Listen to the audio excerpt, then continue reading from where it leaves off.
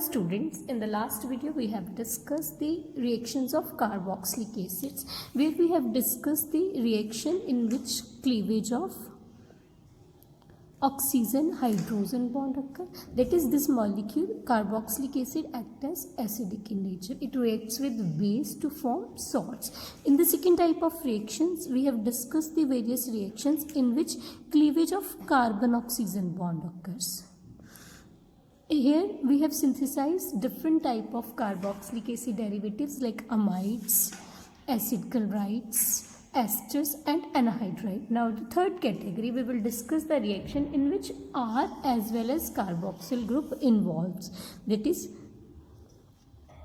first reaction in this category is decarboxylation reaction. Decarboxylation means, D means removal, carboxylation means removal of carboxyl group. Now for the removal of decarboxylation, for the removal of carboxyl group, we treat the sodium salt of carboxylic acid with calcium oxide in the presence of sodium hydroxide, or you can say you will treat the carboxylic acid with calcium oxide and sodium hydroxide. Here sodium hydroxide forms salt with carboxylic acid to form sodium salt. This sodium salt, when heated with slaked lime, that is calcium oxides, undergo decarboxylation and form alkane. In this way we can synthesize various alkanes from the carboxylic acid molecule. The next reaction in this category is Kolbe's electrolysis.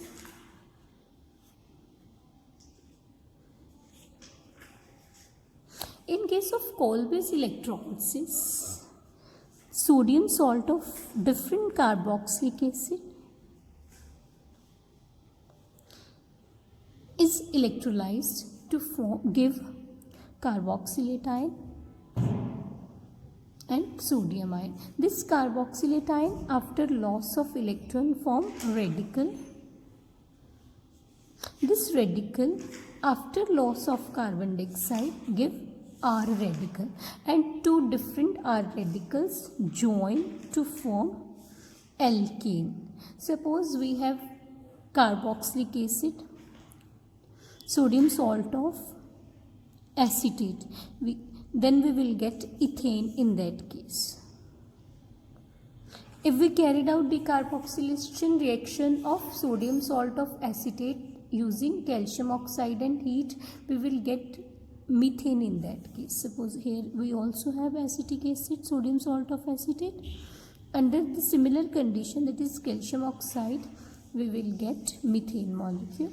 But in case of Kolbe's electrolysis, the same molecule gives ethane molecule. Similarly, if we have propanoic acid,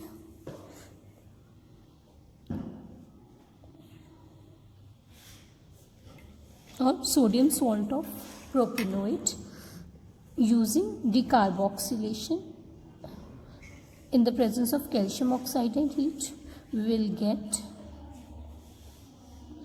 ethane molecule. Only this R group, corresponding to this R group, we will get the alkane. But Kolbe's electrolysis of this molecule, we will get butane molecule. Here this R group to R group as a free radicals are produced, which join to gives RR product. Two ethyl group joined to give butane molecule. Now when we are using sodium salt of carboxylate, it means our reactive species is carboxylate ion. Now different groups present in the R may increase the speed of this decarboxylation or decrease the speed of this carboxylation. Depends करेगा हमारे पास are group में कैसे group लगे हुए हैं. Suppose हमारे first case में are जो हम यूज़ कर रहे हैं वो हमारा CH3 C डबल बॉन्ड हो CH2 कार्बोक्सिलेट आयन है. This negative ion carboxylate ion, कोई भी चार्ज स्पीशीज अगर उस पर वो चार्ज कम होता है स्टेबल होती है, अगर वो चार्ज बढ़ता है अनस्टेबल होती है। अब नेगेटिव चार्ज है, उस पर अगर कोई विड्रॉइंग ग्रुप लगेगा तो स्टेबल हो जाएगी। This carbonyl is withdrawing group, तो ये हमारी इस रिएक्शन की स्पीड बढ़ा देगा। दैट मीन्स अगर मेरे पास मैं डिकार्बोक्सिलेशन कर रही हूँ और मेरे पास कोई विड्रॉइंग ग्रुप आ रहा है तो उसकी डिकार्बोक्सिलेशन ईजी हो जाएगी और मेरे पास यहाँ पे एसीटोन मॉलिक्यूल आ जाएगा। ऐसे ही अगर मेरे पास ये कार्बोक्सिलिक एसिड है, सॉल्ट है, और उसमें मेरे पास एक और मॉलिक्यूल कार्बोक्सिलेट का लग गया।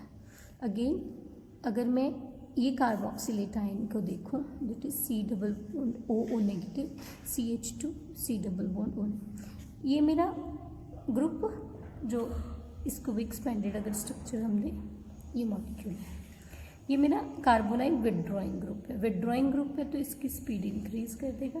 तो अगर मेरे पास कोई भी कार्बोक्सिलिक एसिड की मैं रिएक्शन कर रही हूँ, उस पर कोई विड्रॉइंग ग्रुप आ रहा है तो उस केस में मेरी डिकार्बोक्सिलेशन ईजी हो जाएगी। बट अगर मेरे पास उसमें कोई डोनेटिंग ग्रुप आ रहा है, उस केस में मेरी डिकार्बोक्सिलेशन थोड़ी मुश्किल सी होती है। तो इस तरह डिफरेंट जो मेरे पास सब्स्ट्रेंट हैं, अगर वो मेरे इलेक्ट्रॉन विड्रॉइंग ग्रुप हैं are present in carboxylic acid, they enhance or increase the speed of the decarboxylation। Speed increase हो जाएगी या मुझे उस केस में डिकार्बोक्सिलेशन के लिए माइल्ड कंडीशंस चाहिए होंगी। देन उसके बाद हमारे पास नेक्स्ट रिएक्शन है जहाँ पे मेरे पास कार्बोक्सिल ग्रुप और आर ग्रुप इन्वॉल्व हो रहे हैं, distillation of calcium salts of acid.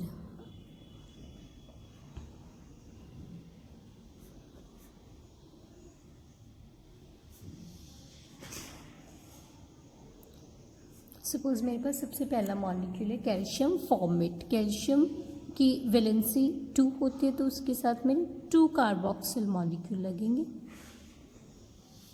जब कैल्शियम फॉर्मेट को हम हीट करते हैं तो हमारा कैल्शियम कार्बोनेट मीन्स हो जाता है।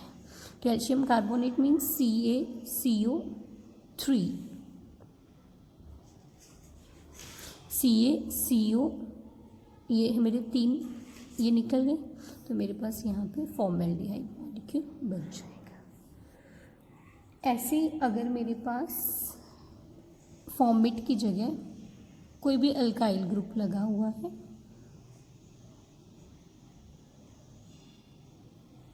अगेन मेरा हीट करने पे कैल्शियम कार्बोनेट लूज हो गया, मेरे पास उस केस में क्या मॉलिक्यूल बन जाएगा, कीटोन। अगर मेरे पास एक साइड फॉर्मेट है दूसरे साइड आर ग्रुप है तो उस केस में मेरे पास क्या मॉलिक्यूल बन जाएगा, दैट इज अगर मेरे पास मिक्सचर ऑफ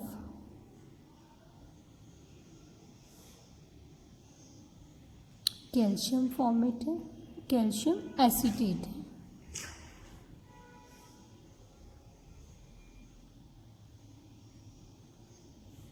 तो मेरे पास वहाँ पे मिक्सचर ऑफ कार्बोक्सिलिक एसिड बन जाएगा, दैट इज़ मेरे पास फॉर्मेल्डिहाइड बनेगा, कीटोन मॉलिक्यूल बनेगा, एज वेल एज मेरे पास वहाँ पे फॉर्मेल्डिहाइड बन जाएगा। देन हमारे पास नेक्स्ट रिएक्शन है decarboxylative halogenation, that is Hunsdiecker का रिएक्शन।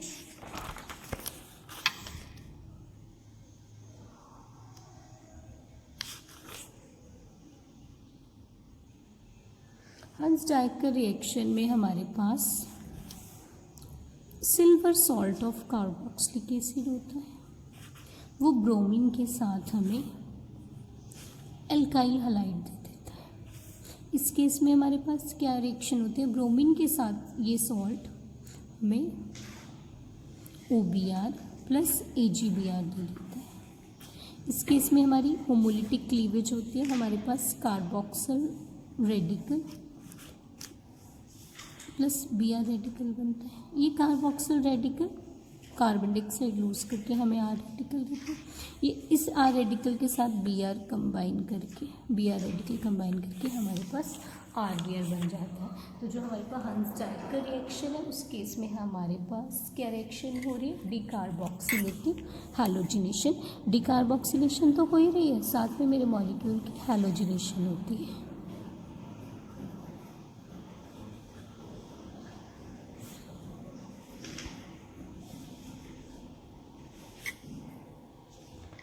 देन उसके बाद हमारे पास नेक्स्ट रिएक्शन है halogenation of alkyl group. That is हमारी यहाँ पे रिएक्शन का नेम है Hell Volhard Zelinsky reaction, halogenation of alkyl group. और हमारी रिएक्शन का नेम है HVZ, that is Hell Volhard Zelinsky reaction. इस केस में हमारे पास क्या हो रहा है, जो भी कार्बोक्सिलिक एसिड का अल्काइल ग्रुप है उसकी हैलोजिनेशन हो जाती है। सपोज मेरे पास एसिटिक एसिड मॉलिक्यूल है, इसकी फॉस्फोरस एंड ब्रोमीन के साथ अल्फा हैलोजिनेशन, दैट मीन्स मेरे पास यहाँ पे क्या प्रोडक्ट बन जाएगा, CBr3 C double bond OH। अगर मेरे पास यहाँ पे फॉस्फोरस क्लोरीन है तो मेरे पास अल्फा क्लोरीनेशन हो जाएगी, दैट इज CCl3। सपोज मेरे पास प्रोपेनोइक एसिड है, अगर मैं ब्रोमिनेशन कर रही हूँ उस केस में मेरे पास ओनली अल्फा हाइड्रोजन ब्रोमीन से रिप्लेस होती है। बट अगर मैं क्लोरीनेशन कर दूँ मेरी अल्फा एंड बीटा, बिकॉज मेरा जो क्लोरीन मॉलिक्यूल है ज़्यादा रिएक्टिव हो जाता है, तो मेरी alpha and beta, excess of chlorine है, अल्फा एंड बीटा सारी हाइड्रोजन क्लोरीन से रिप्लेस हो जाती है। ये मेरे पास हेल-वोल्लाहार्ड-जेलिंस्की रिएक्शन थी। देन उसके बाद हमारे पास नेक्स्ट रिएक्शन है रिडक्शन ऑफ कार्बोक्सिल ग्रुप।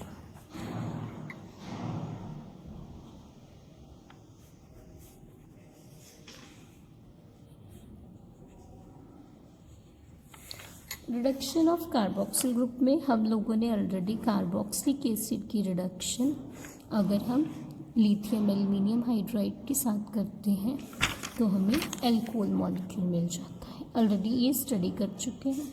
इसके अलावा हमारे पास कार्बोक्सिलिक एसिड्स के एक और टाइप की रिडक्शन रिएक्शन है, दैट इज अगर हम इसे फॉस्फोरस एंड HI जब हम इसे हीट करते हैं तो यहाँ पे हमें अल्केन मिल जाती है। तो इस तरह कार्बोक्सिलिक एसिड की रिडक्शन से हम अल्कोहल भी बना सकते हैं और एल्केन भी बना सकते हैं, डिपेंड करता है हम कौन सी कंडीशंस यूज़ कर रहे हैं। फॉस्फोरस HI के साथ हमारा कार्बोक्सिल ग्रुप अल्केन में अल्काइल ग्रुप में रिड्यूस होता है, LAH के साथ लिथियम एल्युमिनियम हाइड्राइड के साथ हमारा कार्बोक्सिल ग्रुप अल्कोहल मॉलिक्यूल में रिड्यूस हो जाता है। तो ये हमारी रिएक्शन से जहाँ पे हमारा कार्बोक्सिल ग्रुप इन्वॉल्व हो रहा है। देन उसके बाद हमारे पास reducing properties of formic acid. Formic acid easily oxidise हो जाता है, ईजिली ऑक्सीडाइज हो रहा है तो दूसरों को वो रिड्यूस कर सकता है, इट मीन्स वो as a reducing agent use हो जाता है। ये इजीली ऑक्सीडाइज हो रहा है तो इससे हमें carbon dioxide and water molecule मिल जाता है।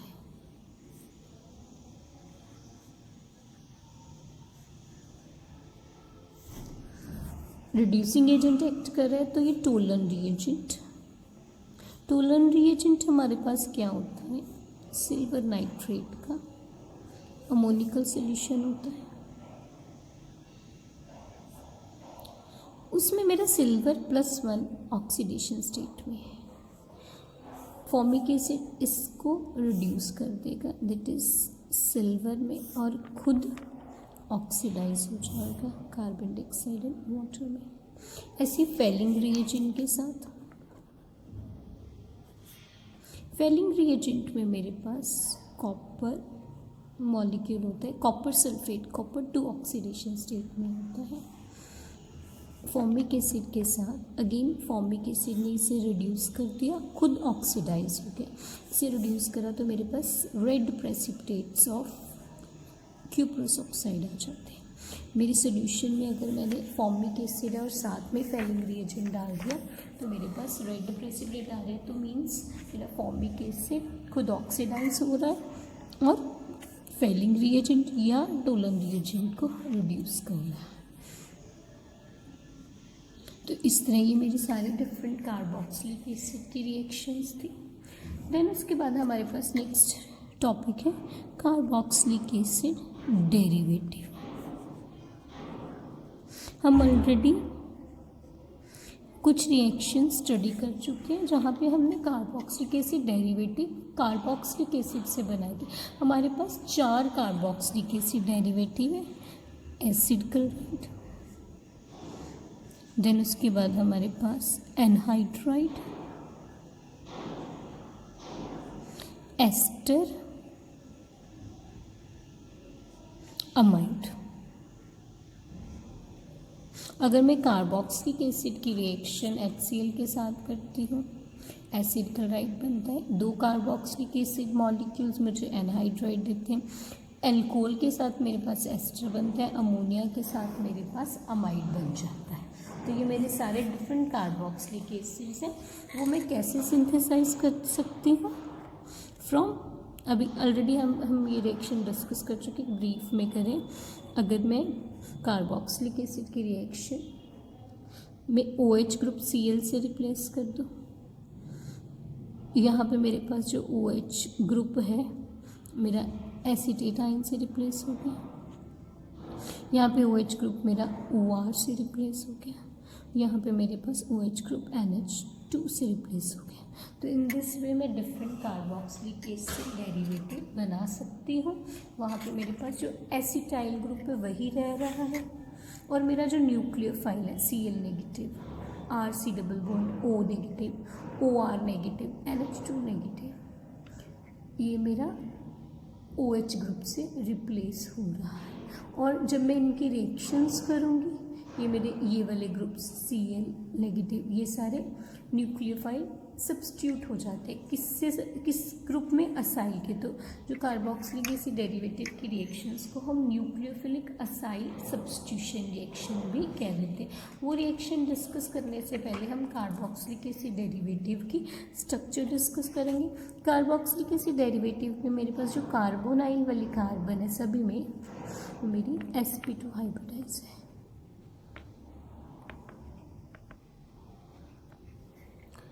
जब भी मेरे पास यहाँ पे कोई भी ग्रुप अटैक करता है तो मेरे पास बेसिक मैकेनिज्म क्या होता है, मेरे पास कोई भी कार्बोक्सिलिक एसिड डेरिवेटिव है, यहाँ पे जो भी मेरे पास Cl है या कार्बोक्सिलेट ग्रुप है या OR है या NH2 है उसको मैं L से डिनोट कर देती हूँ।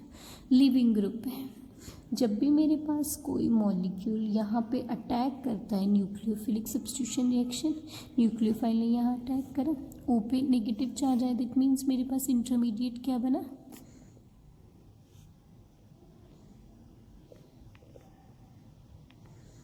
O ने वापस डबल बॉन्ड बनाया, ये ग्रुप मेरा निकल गया, तो मेरे पास यहाँ पे न्यूक्लियो, दैट मीन्स यहाँ पे मेरे पास जो कार्बोक्सिलिक एसिड डेरिवेटिव है वो कौन सी रिएक्शन दिखा रहे हैं, न्यूक्लियोफिलिक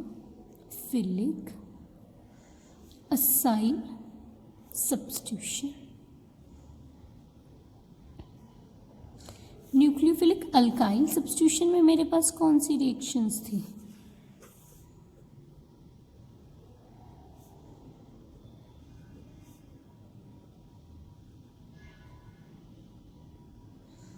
मेरे पास RCl ग्रुप है, उस केस में ये Cl ग्रुप मेरा किसी भी ग्रुप से रिप्लेस हो रहा है, तो ये मेरी न्यूक्लियोफिलिक अल्काइल सब्स्टिट्यूशन रिएक्शन हो गई। कार्बोक्सिलिक एसिड डेरिवेटिव है मेरे पास ये न्यूक्लियोफिलिक असाइल सब्स्टिट्यूशन रिएक्शन है। फर्स्ट स्टेप में मेरा न्यूक्लियोफाइल अटैक कर रहा है, देन उसके बाद मेरे पास लिविंग ग्रुप एलिमिनेट करता है। दैट इज फर्स्ट स्टेप मेरे पास यहाँ पे क्या हो गया, nucleophilic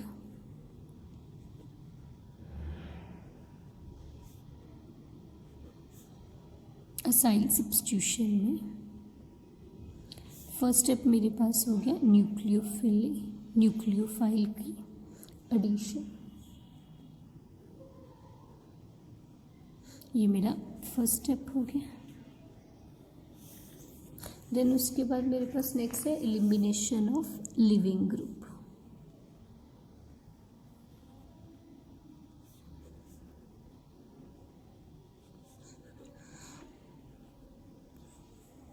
elimination of leaving group में मेरे पास यहाँ पे एल लीव कर जाता है, तो मेरे पास ये सेकेंड स्टेप हो गया। फर्स्ट स्टेप में न्यूक्लियोफाइल अटैक करा, मेरा ऑक्सीजन पे नेगेटिव चार्ज डिलोकलाइज हुआ, देन वापस डबल बॉन्ड बना और लिविंग ग्रुप मेरा निकल गया। अब मेरे जो डिफरेंट कार्बोक्सिलिक एसिड डेरिवेटिव है उनकी रिएक्टिविटी किस पे डिपेंड करती है, एल पे, लिविंग ग्रुप पे। जिस केस में मेरा लिविंग ग्रुप इजीली लीव कर जाता है वो मेरी कार्बोक्सिलिक एसिड डेरिवेटिव रिएक्टिव हो जाएंगे। जिस केस में वो इजीली लीव नहीं करता वो कार्बोक्सिलिक एसिड मेरी रिएक्टिव नहीं होंगे। तो अब मेरे पास नेक्स्ट टॉपिक है reactivity of carboxylic acid derivative. Carboxylic acid derivative हमने 4 डिस्कस करे, acid chloride, anhydride, ester, amide. इसमें लिविंग ग्रुप मेरा Cl नेगेटिव हो गया, इसमें लिविंग ग्रुप मेरे पास कार्बोक्सिलेट आयन हो गया, इसमें मेरे पास एल्कोक्साइड आयन हो गया और इसमें मेरे पास NH2 नेगेटिव हो गया। जो मेरा अच्छा लिविंग ग्रुप है वो कार्बोक्सिलिक एसिड डेरिवेटिव मेरा मोस्ट रिएक्टिव है। अब हमें इन चारों में से ये देखना है मेरा कौन सा सबसे अच्छा लिविंग ग्रुप है। तो मेरे पास यहाँ पे पॉइंट क्या आ गया, better is the leaving group, more reactive will be carboxylic acid derivative। जिस केस में जो मेरा लिविंग ग्रुप इन चारों में सबसे अच्छा होएगा, सबसे इजीली लीव कर जाएगा मॉलिक्यूल को, वो वाला मेरा डेरिवेटिव सबसे रिएक्टिव हो जाएगा। लिविंग ग्रुप बेटर है वो हम कैसे देखते हैं, बेसिसिटी से। वो हमारे पास पॉइंट हो गया, हमारे पास पहला पॉइंट आया better leaving group. Second point मेरे पास यहाँ पे आ जाएगा weaker is the base. Better leaving group directly मेरा कनेक्टेड है reactivity of derivative, reactivity of carboxylic acid derivatives. और जो लिविंग ग्रुप है वो बेटर है कि नहीं मैं कैसे देखूंगी, it should be weaker base. Weaker is the base, better is the leaving group.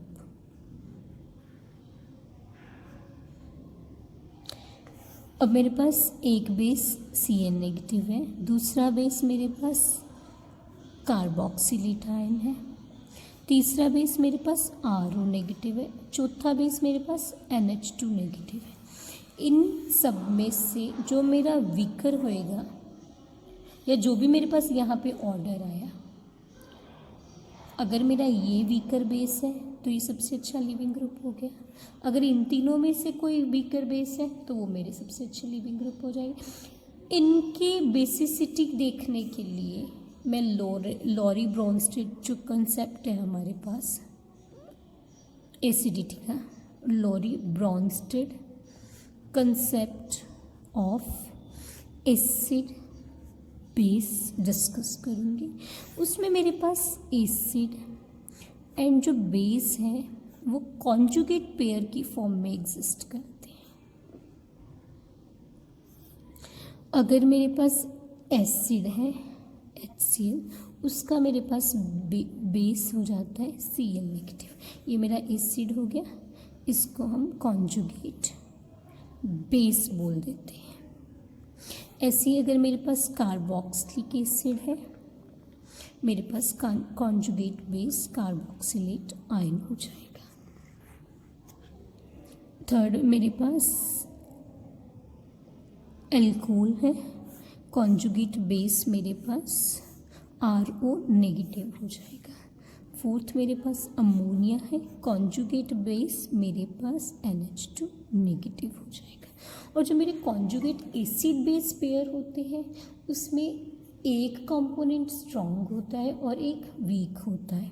जैसे मेरे पास यहाँ पे एसिड, ये सारे मेरे एसिड्स हो गए और ये सारे मेरे कॉन्जुगेट बेस हो गए। अगर मेरा एसिड स्ट्रॉन्ग है उस पेयर में से, तो मेरा जो उसका कॉन्जुगेट बेस होएगा वीक होएगा। और अगर मेरा कॉन्जुगेट बेस वीक है तो मेरा कॉन्जुगेट बेस स्ट्रॉन्ग है तो मेरा एसिड वीक हो जाएगा। अभी तक हमने पॉइंट करा जो अच्छे लिविंग ग्रुप हैं वो मेरे कार्बोक्सिलिक एसिड की रिएक्टिविटी, डेरिवेटिव की रिएक्टिविटी बताएंगे। लिविंग ग्रुप का ऑर्डर हमें वो उन बेस की कितनी स्ट्रेंथ है, वीकर है स्ट्रॉन्ग है, उससे बता सकते हैं। हमने चारों कार्बोक्सिलिक एसिड डेरिवेटिव में मेरे पास जो लिविंग ग्रुप है उसका हमें पता चल गया। फिर हमने लॉरी ब्रॉन्स्टेड कंसेप्ट के according conjugate acid base pair देखी। कॉन्जुगेट एसिड बेस पेयर में अगर मेरा एक कंपोनेंट स्ट्रॉन्ग है दूसरा वीक हो जाएगा। इस केस में HCl एंड Cl नेगेटिव है। हमें पता है HCl स्ट्रॉन्ग एसिड होता है, HCl मेरा स्ट्रॉन्ग एसिड है, तो मेरा जो क्लोराइड है वो वीक बेस हो गया। अगर मैं कंपेयर करूँ HCl और एसिटिक एसिड का, एल्कोहल का एंड अमोनिया का, अमोनिया मेरा बेस होता है। इन तीनों में सबसे स्ट्रॉन्ग एसिड HCl है, देन एसिडिक एसिड है, देन एल्कोहल है और ये फोर्थ मेरा सबसे वीकेस्ट एसिड है।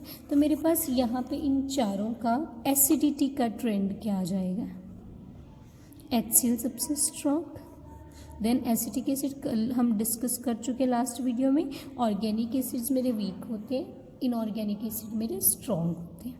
Then alcohol as compare to carboxylic acids weaker acids होते हैं एंड अमोनिया तो हमारा बेस है तो सबसे वीकेस्ट एसिड हो गया ये मैं कह सकती हूँ।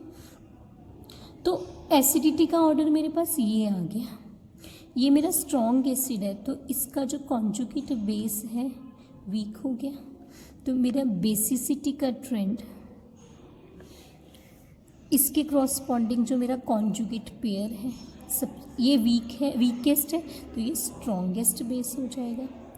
इस केस में मेरे पास RO नेगेटिव है as compare to ammonia, alcohol strong acid है तो ये मेरा कॉन्जुगेट बेस वीक हो गया। As compare to alcohols carboxylic acid strong acid है तो ये मेरा कॉन्जुगेट बेस एल्कोक्साइड से और वीक हो गया। दैट मीन्स बेसिसिटी का ट्रेंड मेरे पास ये आ गया। हम क्या है, बेसिसिटी मेरी माइट की सबसे ज़्यादा है, Cl नेगेटिव की सबसे कम है। Weaker the base better is the leaving group, stronger is the base worse it will be the leaving group. तो मेरे पास वीकर बेस क्लोराइड आ रहा है, वीकर बेस क्लोराइड आ रहा है, तो ये सबसे अच्छा लिविंग ग्रुप हो गया। सबसे अच्छा लिविंग ग्रुप हो गया मेरे पास, बेसिसिटी का ऑर्डर ये वाला आ गया। क्लोराइड मेरा वीकर बेस है, ये मेरा उससे स्ट्रॉन्ग बेस, ये उससे स्ट्रॉन्ग, ये उससे स्ट्रॉन्ग। तो मेरे पास जो कार्बोक्सिलिक एसिड डेरिवेटिव जहाँ एसिड क्लोराइड है सबसे रिएक्टिव हो जाएगा। Beaker the base, better is the leaving group, more is the reactivity of carboxylic acid derivative. Weaker the base, ये अच्छा लिविंग ग्रुप है, तो ये कार्बोक्सिलिक एसिड डेरिवेटिव मेरे पास सबसे रिएक्टिव हो गया। दैट मीन्स मेरे पास रिएक्टिविटी ट्रेंड क्या आ गया, carboxylic acid derivative acid chloride सबसे रिएक्टिव हो गया, followed by anhydride, followed by alcohol, sorry ester, followed by amides.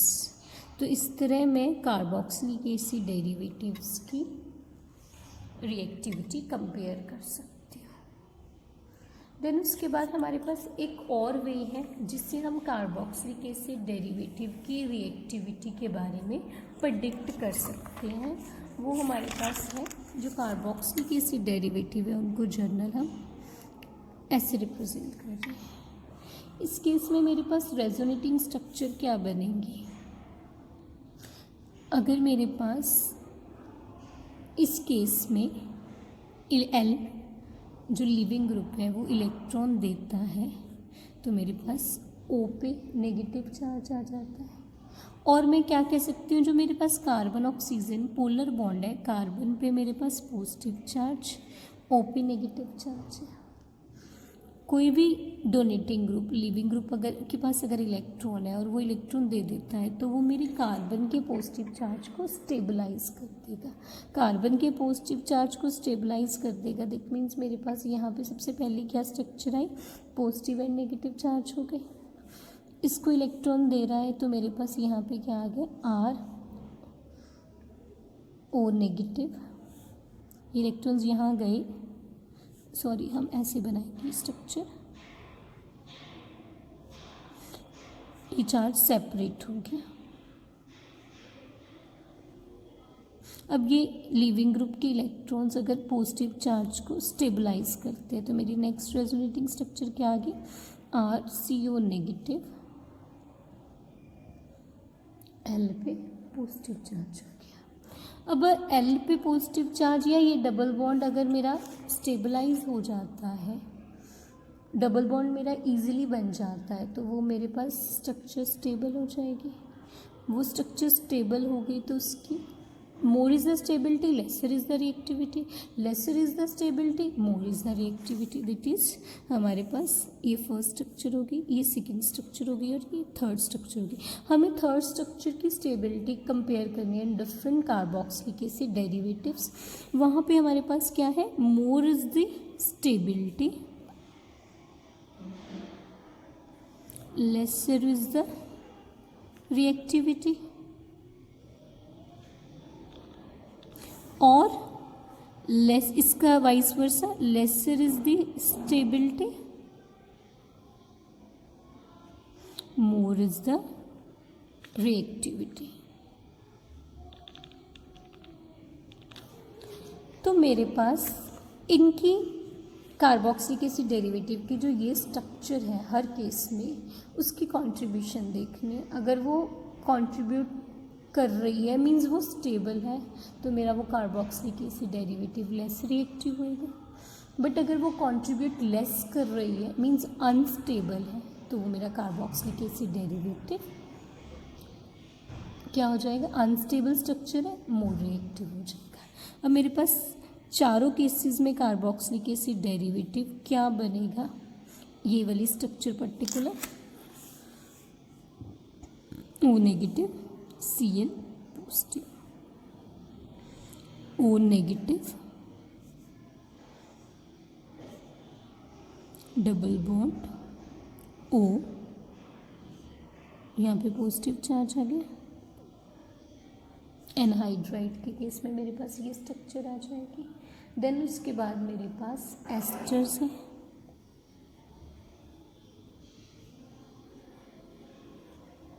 Then मेरे पास नेक्स्ट है अमाइड्स। इन चारों में मुझे ये थर्ड स्ट्रक्चर ये वाली बन जाएगी ना, चारों में कंपेयर करनी है। सॉरी, अमाइड है,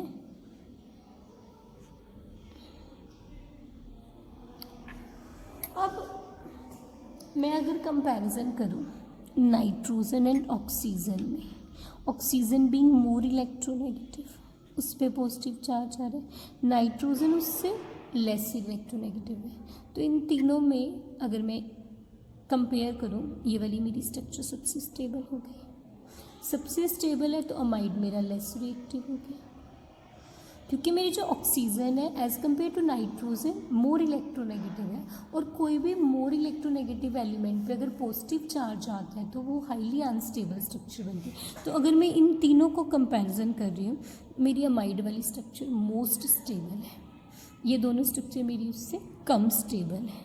तो मेरे पास अमाइड के केस में ये स्ट्रक्चर सबसे स्टेबल आ गई, सबसे स्टेबल है, तो मेरी उसकी रिएक्टिविटी कम है।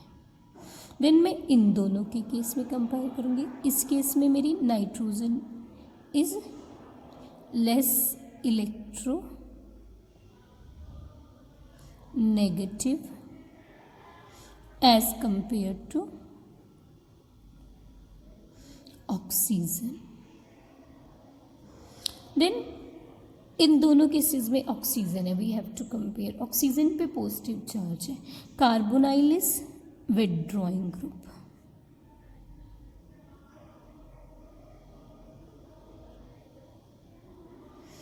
R is donating group, carbonyl O का पॉजिटिव चार्ज इंटेंसिफाई कर देगा, अनस्टेबल कर देगा, R डोनेटिंग ग्रुप या O का पॉजिटिव चार्ज स्टेबलाइज कर देगा।